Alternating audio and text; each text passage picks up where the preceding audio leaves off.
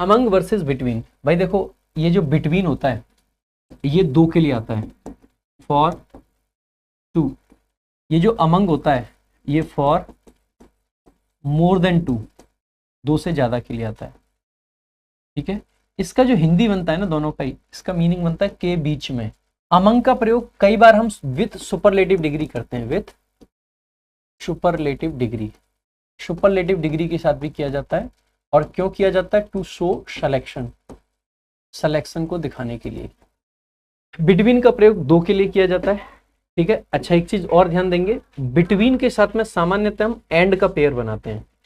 Between एक noun आएगा और एंड। ध्यान देंगे अगर बिटवीन के साथ में सिंगल नाउन आए तो ये जो नाउन होता है सामान्यतः कैसा होता है? प्लूरल। और बिटवीन हो या अमंग, इनके साथ में ईच वगैरह या एवरी वगैरह का प्रयोग भी नहीं करेंगे। क्यों? क्योंकि जब प्लूरल नाउन चाहिए तो ईच एवरी कैसे आ सकता है? तो ईच या एवरी का प्रयोग नहीं होगा, ध्यान रखेंगे। ठीक है, अच्छा इसके अलावा एक वर्ड आपका और होता है अमिड।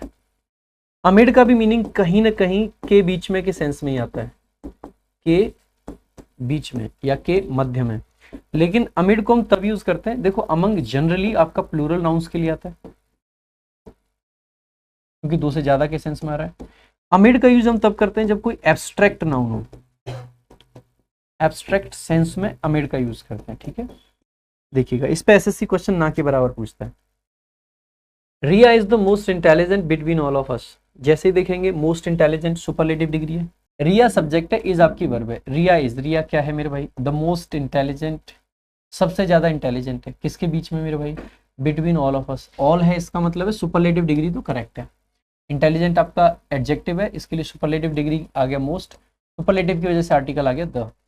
अब बिटवीन आपका नहीं आना चाहिए। अभी एक तो मैंने बताया भी था सुपरलेटिव डिग्री के साथ अमंग का यूज किया जाता है सिलेक्शन को दिखाने के लिए, तो अमंग ऑल ऑफ अस आ जाएगा।